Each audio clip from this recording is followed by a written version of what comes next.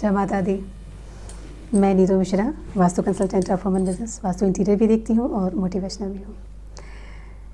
दोस्तों, मकान के वास्तु के बारे में और मकान के जो सभी कमरे होते हैं उनके वास्तु के बारे में बताने से पहले मैं आज आपको वास्तु पुरुष के बारे में बताऊंगी कि ये कौन है, इनकी उत्पत्ति कैसे हुई और इनकी क्या भूमिका है वास्तुशास्त्र में। दोस्तों, पौराणिक कथाओं के अनुसार वास्तु पुरुष की जो उत्पत्ति है वो भगवान शंकर जी के पसीने से मानी गई है और पृथ्वी पर होने वाले सभी तरह के निर्माण में इनका वास माना जाता है। ये वहाँ के देवता माने जाते हैं और एक तरह से संरक्षक की भूमिका में होते हैं। हमारे जो शास्त्र हैं जैसे कि ऋग्वेद, अथर्ववेद, मायामतम, ये वास्तु रत्नावली, विश्वकर्म प्रकाश या फिर मानसार सूत्रधार आदि जो हमारे शास्त्र हैं, इनमें जो लेख है, एक कथा जो लिखित है उसके अनुसार त्रेता युग में एक विशालकाय महाभूत हुआ। उसका शरीर काफ़ी विशाल था और उसकी विशालकाय शरीर से पूरी पृथ्वी ढक सी गई थी। देवता घबरा गए कि कहीं ये हमारे भविष्य में संकट ना खड़ा कर दे। वो ब्रह्मा जी के पास गए और ब्रह्मा जी से कहा कि हम इस विशालकाय महाभूत से मुक्ति चाहते हैं क्योंकि हमें डर है कहीं ये भविष्य में हमारे लिए कोई संकट ना खड़ी कर दे। तत्पश्चात ब्रह्मा जी ने उन्हें सलाह दिया कि आप सभी देवता उस महाभूत के एक एक अंगों को पकड़ के उसे औंधे मुँह नीचे की तरफ गिरा दीजिए। देवताओं ने ऐसा ही किया और उन्होंने उस विशालकाय महाभूत के शरीर के एक एक अंगों को पकड़ के उसको औंधे मुँह पृथ्वी पर फेंक दिया। नीचे गिरने के पश्चात उस महाभूत को बेहद कष्ट हुआ और वो ब्रह्मा जी के पास जाके बोला कि यदि मैं अगर विशाल हूँ, मेरा शरीर अगर बहुत विस्तृत है, इसमें मेरा क्या अपराध है? मैंने तो किसी को कष्ट नहीं दिया, फिर मुझे किस बात का दंड दिया गया? तत्पश्चात ब्रह्मा जी ने उस महाभूत को वास्तु पुरुष की संज्ञा देते हुए ये वरदान दिया कि पृथ्वी पर होने वाले सभी तरह के निर्माण में उसका वास होगा और उसकी पूजा अनिवार्य होगी।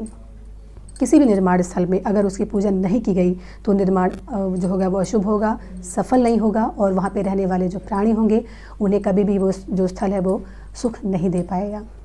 दोस्तों, जिन जिन देवताओं ने उस महाभूत के जिन जिन अंगों को पकड़ा था उन अंगों के साथ पृथ्वी पर उन दिशाओं में उन देवताओं का वास माना गया और इस प्रकार वास्तु पुरुष की उत्पत्ति हुई।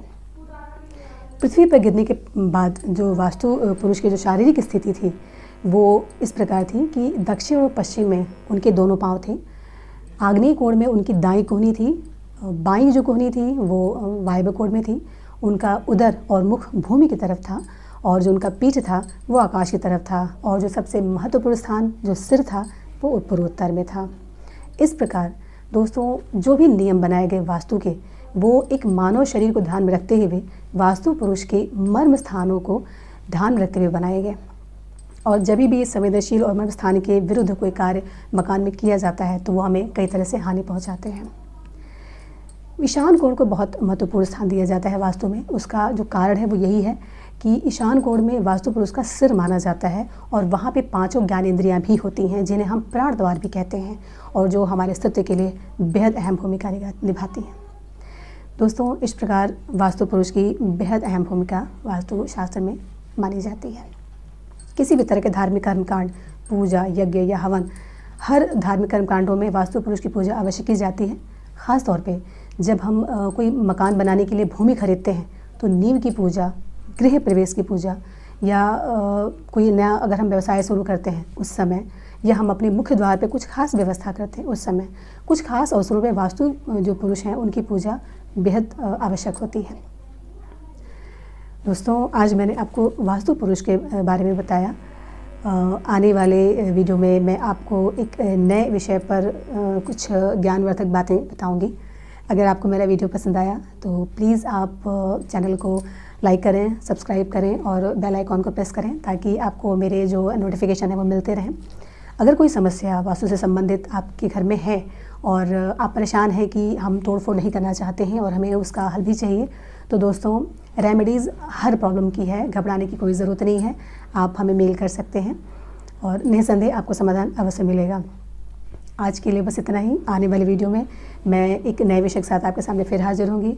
तब तक के लिए स्वस्थ रहिए, प्रसन्न रहिए, मुस्कुराते रहिए।